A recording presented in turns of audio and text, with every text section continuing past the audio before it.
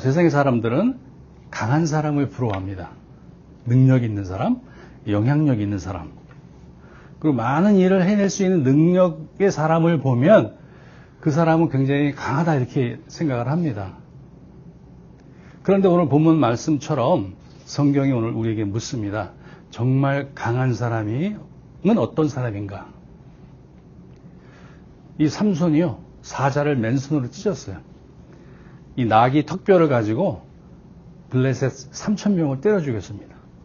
그런데 이상하게도 오늘 말씀은 이 강한 이 삼손을 보면 볼수록, 읽으면 읽을수록 우리를 더 불안하게 만듭니다. 왜냐하면 그의 힘은 굉장히 커 보였어요. 강인했습니다. 그런데 그의 마음은 점점 나락으로 빠지고 있었어요. 이 삼손은 적 앞에서는 굉장히 강한 용사였어요. 그런데 자기 욕망 앞에서는 무너졌어요. 삼손은 적들을 아주 그냥 거침없이 쳐 죽였지만 자신을 이기지 못했어요. 여러분, 정말 강한 사람은 어떤 사람입니까? 정말 강한 사람은 여러분들이 각자 생각이 다를 수 있지만 하나님께 부름받은 사람, 하나님께 부름받은 사람은 세상에서 강한 사람입니다. 그런데 그 부르심을 받은 사람들이 그 부르심을 소홀히 여기면 어떻게 될까요? 오늘 사사기 우리 읽은 말씀은 제목처럼 삼손 가장 강했지만 가장 약한 사람입니다. 그러니까 오늘 그 하나님의 이 위대한 부르심이 그 부르심을 그 받은 사람의 인격을 대신할 수 없다라는 거예요. 그 단순한 하나님의, 그 위대한 하나님의 그 부르심이 한 사람의 인생을 결정하는 것처럼 우리가 느끼고 보고 있지만 그 하나님의 위대한 부르심을 우리가 소홀히 여겼을 때 어떤 일이 일어난지를 우리가 좀 다뤄볼까 해요. 여러분, 삼손은 우리가 알다시피 힘이 센 사람이에요. 성경에서 등장하는 인물 중에 가장 힘이 센 사람이었어요. 그러니까 그 삼손은, 이 사람은 보통 우리가 생각할 수 있는 그 이상의 능력을 가진 사람이었어요. 그런데 성경은 가장 강한 사람이어서 동시에 가장 약한 사람으로 보여줍니다. 이 삼손의 비극은 능력이 없어서 무너진 게 아니에요. 그가 힘이나 능력이 부족해서 실패한 사람이 아니라는 겁니다. 그는 위대한 하나님의 부르심을 받았는데 그 부르심을 소홀히 여기다가 무너진 사람이에요. 여러분, 사사기 13장, 14, 15, 16, 오늘 16장을 다루고 있는데 삼손의 이야기를 쭉 살펴보면 삼손은 태어나기 전서부터 하나님이 구별한 사람이었어요. 하나님은 그를 모태에서부터 나실인이라고 세웠어요. 나실인으로 세웠어요. 나실인이라 하면 특별하게 그 유대 히브리 민족 중에서는 하나님께 쓰임받을 만한 사람들을 나실인이라 불렀어요. 그러니까 삼손은 나실인으로 이 땅에 태어났다는 거예요. 그래서 하나님께서 그를 사사로 세우고 이스라엘을 구원할 자로 삼으셨어요. 구원할 자로 부르셨어요. 그러니까 삼손의 인생은 하나님의 은혜와 목적 안에 있었어요. 이게 얼마나 영광스러운 일입니까? 그런데 이 하나님의 부르심이 곧 성숙한 인격을 의미하지는 않아요.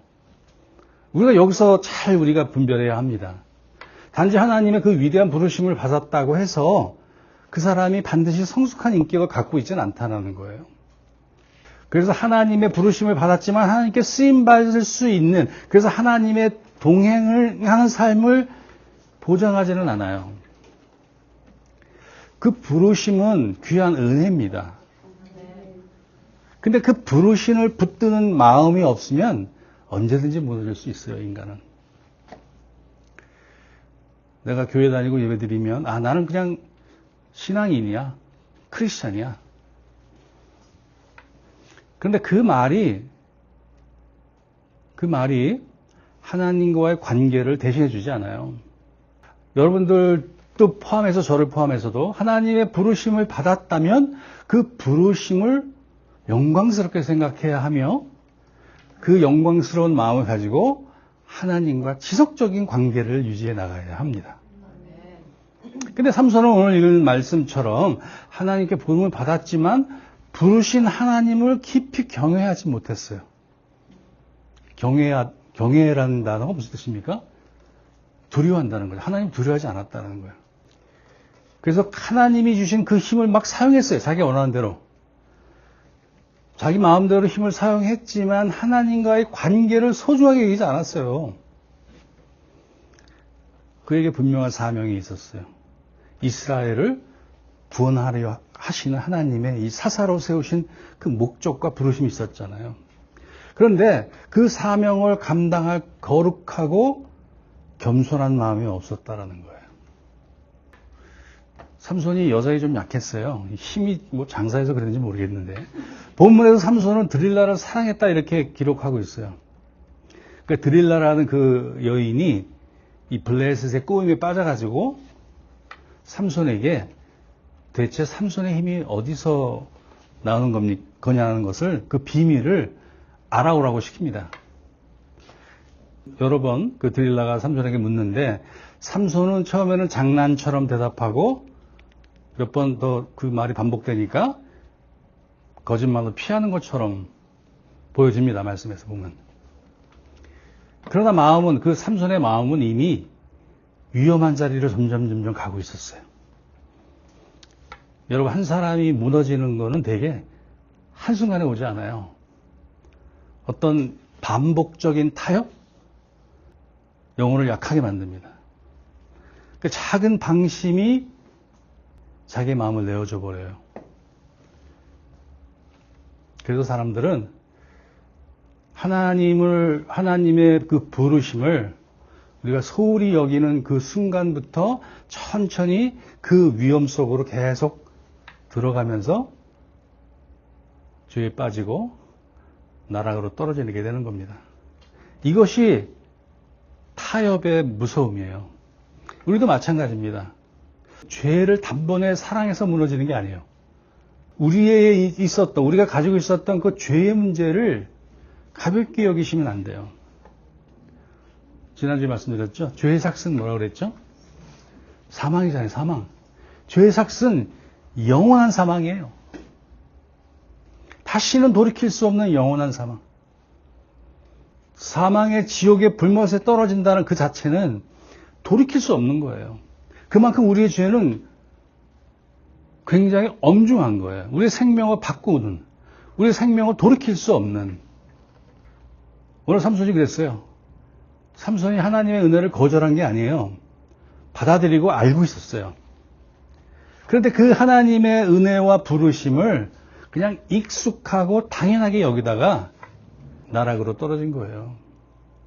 여러분 기억해 보시면 우리 사무엘상에 등장하는 15장에 보면은 이 사울이 전쟁에 나갔는데 사무엘을 기다리다 못해 자기가 제사 지리잖아요. 그래서 사무엘 제사장이 뭐라 그럽니까? 순종이 제사보다 낫고 듣는 것이 숫양의 기름보다 낫다 그래요. 이렇게 사무엘이 사무엘을 나무랍니다. 이 하나님은 이 가장 싫어하는 것 중에 하나가 외식하는 거예요. 외식. 그러니까 프리텐딩 한다고 그러죠. 그러니까 하나님 앞에서 종교 행위를 하는 것보다 그거 가장 싫어하시고 하나님이 그 반대로 가장 기뻐하시는 거는 순종하는 걸 기뻐하십니다. 이 삼손에게 부족했던 것은 힘이 아니라 하나님 앞에서의 순종하는 마음이었어요. 삼손은 자기 힘을 너무 믿었어요. 출중하니까. 그런데 그 힘이 영원할 거라고 착각했어요. 하나님께 받은 정말 그 능력, 힘. 그 힘을 하나님보다 더 의지할 때 그 우상이 되는 거예요. 제가 우상에 대해서도 지난번에 좀 잠깐 말씀드렸는데, 우리 신앙생활, 우리의 기도, 우리의 이 교회 자체도 우상이 될 수 있어요. 우리가 잘못 인식할 때.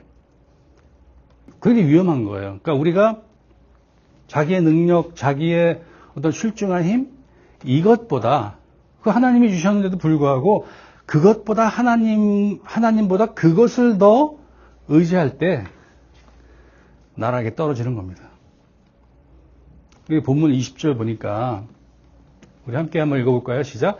드릴라가 이르되 삼손이여 블레셋 사람이 당신에게 들이잡습니라니 삼손이 잠을 깨며 이르기를 내가 전과 같이 나가서 몸을 떨치리라 하였으나 여호와께서 이미 자기를 떠나신 줄을 깨닫지 못하였더라. 그러니까 이 대목이 삼손의 가장 비극적인 장면이에요. 블레셋이 쳐들어오니까 이제 자기가 나가서 전에처럼 낙이 이 턱뼈를 가지고 몇천 명을 죽였다고 했는데 그렇게 자기가 당당하게 나가서 그 블레셋을 무찌르려고 했어요. 그런데 여호와께서 이미 자기를 떠나신 줄을 깨닫지 못하였더라. 그러니까 삼손은 예전처럼 힘으로 물리치려고 생각했어요. 힘으로, 자기 힘으로. 그런데 성경은 여호와 하나님께서 자기를 떠난지를 깨닫지 못하였다고 기록하고 있잖아요. 이 말씀이 두려운 게 뭐냐면 이 삼손이 힘을 잃었기 때문이 아니에요. 삼손이 힘을 잃었기 때문에 결국 눈알이 뽑히고 포박당하고 맷돌을 돌리는 그런 완전히 종노릇을 하게 되었지만 정말 중요한 것은 삼손이 힘을 잃은 것이 그것이 문제가 아니라 하나님과의 관계가 무너졌다는 사실을 깨닫지 못했다라는 거예요. 그러니까 이 대목이 저를 한 주간 계속 저를 좀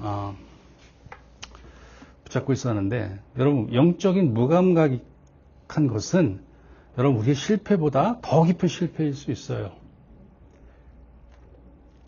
우리가 말씀을 듣고 읽고 묵상한다 하지만 여전히 우리의 마음은 닫혀 있고 예배는 드리지만 하나님을 향한 경외함이 없을 수 있다라는 거예요. 우리가 교회를 수십 년 다니고 교회 안에서의 언어가 익숙해요. 찬양도 드리고. 그런데 십자가 앞에서 그 하나님의 은혜를 더 이상 감사하지 않아요. 그럴 수 있어요. 하나님을 경외하지 않는다라는 거예요. 이것이 지난주에 제가 말씀드렸던 우리가 하나님을 아는 것과 하나님을 인식하는 것하고는 엄청난 차이가 있다는 거예요.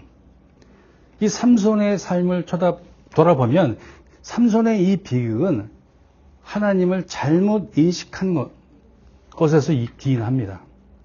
그러니까 하나님을 아버지로, 하나님을 여호와 하나님으로 알지 못하고 그냥 나를 평가하고 나를 심판하시고 나를 두렵게 하는, 막연히 두렵게 하는 그런 분으로 오해할 때 여러분 신앙이 메말라가는 거예요. 우리의 영적 갈증은 사라지고 우리의 삶은 무거워집니다. 하나님을 은혜의 하나님으로 인식하지 못하고 내가 만족시켜 줄 대상으로, 그러니까 내가 내 힘을 가지고, 하나님이 주신 힘을 가지고 내가 내 마음대로 적을 무너뜨리고 이스라엘을 구원하는 것이 그게 마땅하고 그렇게 해야 하나님이 기뻐하실 줄로 오해했다라는 거예요. 그게 뭐예요? 제가 지난주 말씀드린 것처럼 거래하는 거예요, 거래. 내가 이렇게 하면 하나님이 기뻐하시겠지. 근데 항상 순종이 먼저입니다. 항상 순종이 먼저입니다.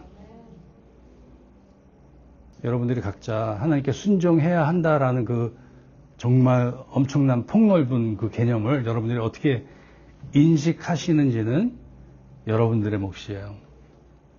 우리가 매일 말씀을 읽고 묵상하고 우리가 예배드리고 예배적인 삶을 한 주간 살아가는 것, 그 전체가 순종에 포함되는 거예요. 그런 면에서 삼손은 우리에게 거울이 됩니다. 하나님께 그 거룩한 부름을 받았다는 사실은 알고 있었지만 이 부르심, 하나님의 그 위대한 부르심을 소홀히 여길 때 어떠한 모습을 보여줄 수 있는지를 우리가 삼손을 통해서 극명하게 알 수 있어요. 우리가 하나님의 부르심을 받았다고 생각을 하지만 하나님과 너무 멀리 떨어져 있는 삶을 살 수 있다는 거예요. 여러분 고린도전서 13장에 보면 여러분 고린도전서 13장이 사랑장이잖아요. 13장 2절에 보니까 이런 말씀이 있어요. 상을 옮길 만한 모든 믿음이 있을지라도 사랑이 없으면 아무것도 아니라. 다시 말해서 하나님께서 주신 우리의 능력보다 하나님을 사랑하는 마음이 더 귀하다라는 거예요. 여러분 사랑이 뭡니까? 내가 누군가를 좋아하는 거잖아요. 근데 그 사랑을 가만히 우리 묵상해 보면 사랑을 대신할 수 있는 단어가 있는데 그 단어가 뭐냐면 관계예요, 관계. 대상이 없는 사랑은 없거든요. 우리는 혼자 사랑할 수 없잖아요. 사랑은 관계를 이야기하는 거예요. 그러니까 하나님이 주신 능력보다 더 중요한 것은 우리 마음이 하나님과 관계를 갖는 거예요. 지속적으로. 그래서 사도 바울이 능력이 있고 정말 산을 옮길 만한 그런 커다란 능력이 있을지라도 사랑이 없으면 아무것도 아니라는 거예요. 여기서 말하는 사랑은 우리가 하나님을 사랑하고 하나님이 우리를 사랑하는 그 관계를 이야기하는 거예요. 그러니까 하나님 앞에서 우리가 정말 중요한 것은 우리가 어떤 능력을 받고 어떤 일을 했느냐 이러한 것보다 우리가 하나님과 어떠한 관계로 살아가고 있느냐. 사랑은 여러분 하나님과의 관계입니다. 17절에 보니까 이 드릴라가 삼손이 불잖아요. 자기 머리카락에서 힘이 나온다 이런 식으로 드릴라한테 얘기하니까 아무도 없는 사이에 이 드릴라가 머리카락 일곱 머리카락을 칼로 이렇게 잘라냈어요. 근데 이 삼손이 뭐라고 그랬냐면 17절에서 내가 모태에서부터 하나님의 나실인이 되었음이라. 만일 내 머리가 밀리면 내 힘이 내게서 떠나가고 나는 약해서 다른 사람과 같을 것이니라. 이게 삼손이 가지고 있던 하나님에 대한 인식이었어요. 그러니까 자기의 능력이 머리카락에 있다는 거예요. 여러분 삼손의 능력이 머리카락에 있었습니까? 그러니까 표면적으로 우리가 보면 삼손의 이야기를 들으면 머리카락이 잘려서 힘을 다 잃어버렸어.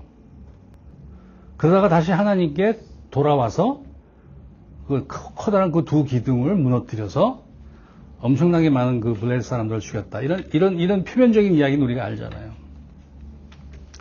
여러분, 이 삼손이 머리가 깎여서 힘을 잃었습니까? 삼손이 힘을 잃은 거는 머리를 깎여서가 아니라 하나님이 떠나셨기 때문에 힘을 잃은 거예요. 그러니까 하나님의 부르심을 소홀히 여겼기 때문에, 하나님의 은혜를 저려버렸기 때문에, 그래서 가장 강했던 이 삼손이 가장 비참한 자리로 내려갑니다. 그러니까 결국 자기의 욕망을 이기지 못한 사람으로 기록되어져요. 그런데 16장 우리가 읽었던 22절 제일 마지막 절에 보니까 그의 머리털이 밀린 후에 다시 자라기 시작했다라고 기록되어 있잖아요. 머리털이 다시 자라기 시작했어요. 이 가장 짧은 이 22절의 말씀이 거기 안에 그 말씀 안에 하나님의 긍휼이 담겨져 있어요. 삼손의 머리털이 다 잘린 것은 어떤 단순한 신체 변화처럼 보이잖아요. 그래서 힘을 잃고 눈알이 뽑히고 나락으로 떨어져서 결박된 채로 맷돌을 돌렸잖아요. 그런데 하나님께서 그 삼손을 완전히 끝난 것처럼 보이는 그 삼손의 인생에도 하나님의 은혜의 흔적을 남겨두셨다라는 거예요. 그러니까 삼손의 죄가 컸어요. 삼손은 하나님의 그 위대한 부르심을 소홀히 했어요. 그럼 나락으로 떨어졌어요. 죄가 컸습니다. 그런데 하나님의 긍휼은 그 삼손이 저지른 죄보다 훨씬 더 깊었어요. 그래서 삼손을 다시 하나님의 사랑으로 회복시킵니다. 이게 무슨 하나님께서 우리가 막 마음대로 살아가다가도 우리 하나님께 다시 회개하면 마지막에는 하나님이 도와주실 거야. 이런 가벼운 교훈이 아니에요. 엄중한 경고입니다. 엄중한 경고. 무너진 사람에게도 나락에 떨어진 사람일지라도 하나님이 긍휼을 베푸신다라는 거예요. 하나님이 실패한 사람을 쉽게 버리는 분이 아닙니다. 하나님은 깨진 자리에서도 그 사람을 다시 부르십니다. 삼손의 그 마지막 은혜는 우리를 더 깊은 복음으로 이끌어 갑니다. 그 마지막 남은 힘을 하나님을 위해 쓰잖아요. 삼손은 무너진 영웅이었어요. 그 영웅이 무너졌어요. 그러나 예수님은 죄인을 살리시는 참된 구원자로 오셨어요, 이 땅에. 로마서 8장에 보니까 하나님이 자기 아들을 아끼지 아니하시고 우리 모든 사람을 위해 내어주셨다라고 말씀합니다. 여러분, 이 말씀을 통해서 우리가 느낄 수 있고 묵상할 수 있는 것은 하나님의 은혜가 이만큼 크다는 거예요. 자기 아들을 내어주기까지 아들을 아끼지 않고 우리를 위해 내어주셨다고 말씀하시잖아요. 우리의 가치가 얼마나 큽니까? 하나님의 아들의 예수 그리스도의 가치만큼의 가치가 있는 거예요, 우리가. 여러분 한 분 한 분이. 그래서 우리가 죄인 되었을 때 하나님이 먼저 십자가에서 자기 사랑을 확증했어요. 그러니까 이 사랑을 소홀히 해서는 안 됩니다. 우리의 부르심의 자격, 우리를 뭐라 부르셨어요? 우리를 자녀로 부르셨잖아요. 예수님 우리 형님이잖아. 우리 친구잖아요. 벗이라고 그랬잖아요. 벗 친구 아닙니까? 친구. 그러니까 그 위대한 부르심을 소홀히 해서는 안 됩니다. 그 모든 이 하나님의 사랑으로 인한 우리의 하나님의 자녀됨은 이게 거저 주어진 것처럼 보이지만 이건 완전한 하나님의 은혜입니다. 그래서 우리가 부름받았다면, 여러분들이 하나님께 부름받았다면 여러분의 삶은 그 순간부터 십자가에서 시작해야 돼요. 십자가에서 시작해야 돼요. 하나님 우리를 먼저 사랑하셨어요. 우리에게 하나님은 뭐를 요구하지 않으세요. 무엇을 해라, 무엇을 해야 한다고 요구하지 않으세요. 그저 믿기만 하라. 그저 믿기만 하라. 내 아들을 믿는 자는 의롭게 여긴다고 말씀하셨잖아요.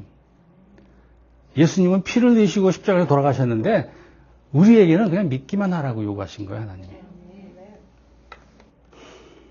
하나님의 은혜를 깨닫지 못하면요, 이 신앙생활이 짐이 돼요, 짐.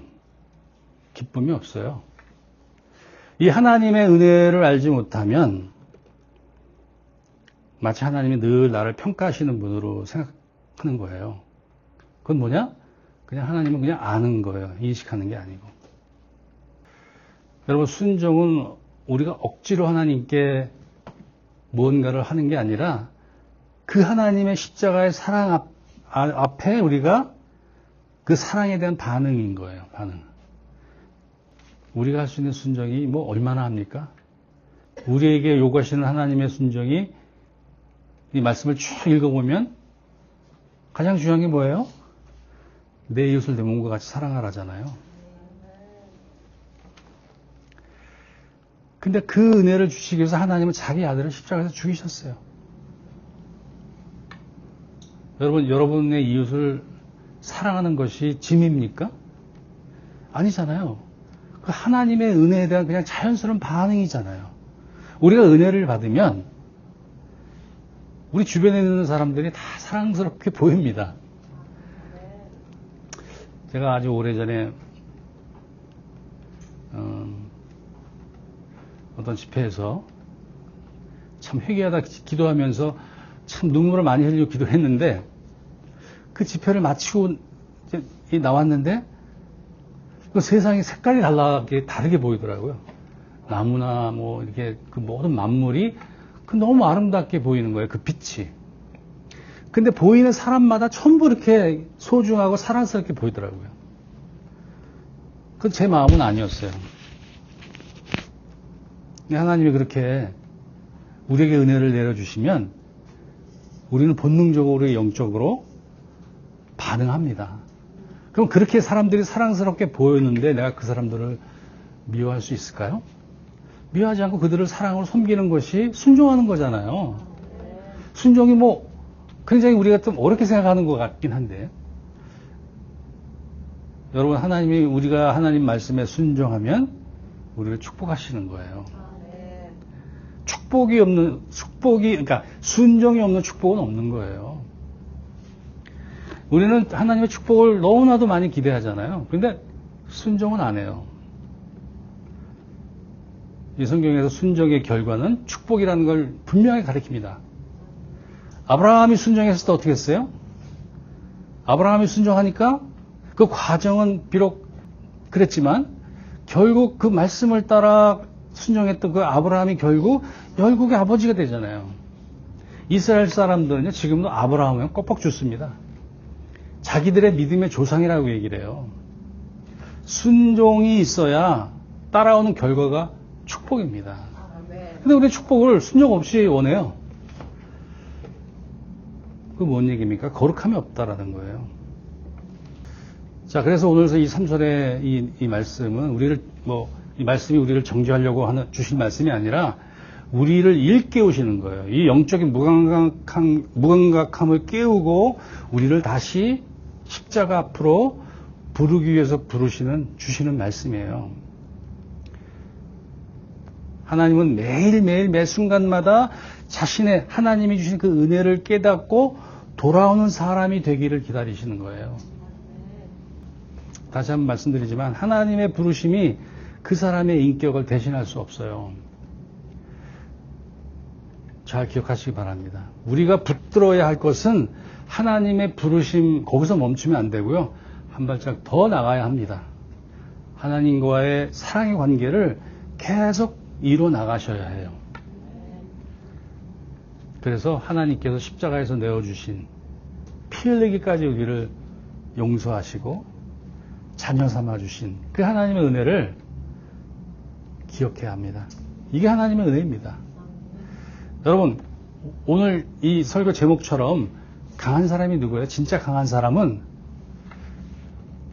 자신의 악함을 알고 십자가 앞에 엎드리는 사람이에요. 그 사람이 복된 사람입니다. 그래야 끝까지 이 믿음의 길을 걸어갈 수 있어요. 십자가 없이는 이 길을 갈 수가 없어요. 복음이 우리에게 말합니다. 하나님은 우리를 버리시기 위해 부른 게 아니라 우리를 아들의 피로 살리기 위해서 우리를 부르신 거예요. 그 안에서 우리가 죄되었던 그 모든 것이 회복되기를 하나님 원하세요. 그래서 그 부르심 안에서 우리가 믿음으로 세워져 나가는 거예요. 이 공간에 있는 여러분 다 6학년 다 이상이잖아요. 그죠? 울창한 나무. 여러분들이 처음 이렇게 거대한 믿음의 거장이 되시길 바랍니다. 이 울창한 나무, 새들이 와서 집을 짓고 새끼를 낳고 또 가족을 이루고 열매를 맺고 사람들이 와서 그늘을 누리고 평안을 누리고 즐겁게 사는 거예요. 여러분 한 분 한 분이 다 이렇게 이 나무처럼, 이 거대한 나무처럼 성숙하게 인격적으로 믿음의 성숙한 자리로 한 분도 빠짐없이 그런 분이 되시기를 축원합니다.